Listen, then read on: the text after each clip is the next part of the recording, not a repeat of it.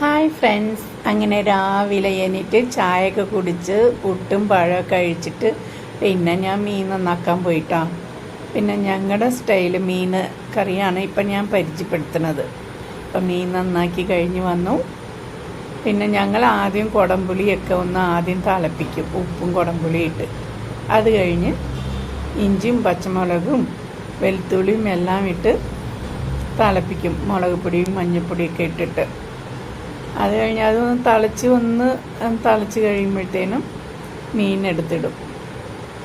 അങ്ങനെ മീനൊക്കെ ഇട്ട് കഴിഞ്ഞ് മീൻ വെന്ത് കഴിയുമ്പോഴത്തേനും വെള്ളം പറ്റുമ്പോൾ വെന്തെന്ന് അറിയുമല്ലോ. അപ്പം തേങ്ങ അരച്ചത് ഇട്ട് എടുക്കും.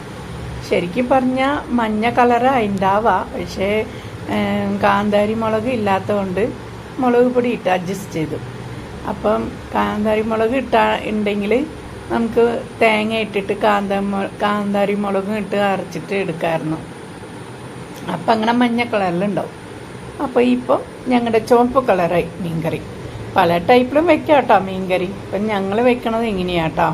അപ്പം നിങ്ങൾ വെക്കണത് എങ്ങനെയാണെന്ന് നിങ്ങൾ കമൻറ്റിൽ പറയണേ. അപ്പം ഞങ്ങൾ കഴിക്കാൻ പോവാണ്. Okay, bye friends. നിങ്ങൾ കഴിച്ചോ? അപ്പം മീൻകറിയൊക്കെ ഉണ്ടാക്കി അങ്ങനെ സൂപ്പറായി മീൻകറി. അത് കഴിഞ്ഞ് ലാസ്റ്റിൽ കടുകൊക്കെ പൊട്ടിച്ച് ഇങ്ങനെ എടുക്കൂട്ടോ. പിന്നെ പ്രത്യേകമായിട്ടൊരു കാര്യം പറയാനുള്ളത്, എൻ്റെ ചാനലൊന്ന് സബ്സ്ക്രൈബ് ചെയ്യണം, ലൈക്ക് ചെയ്യണം, കമൻറ്റ് ചെയ്യണം. എന്തെങ്കിലും തെറ്റുകുറ്റം എന്തെങ്കിലും ഒന്ന് കമൻറ്റിൽ പറയണം കേട്ടോ. അപ്പോഴല്ലേ നമുക്ക് തിരുത്താൻ പറ്റുള്ളൂ.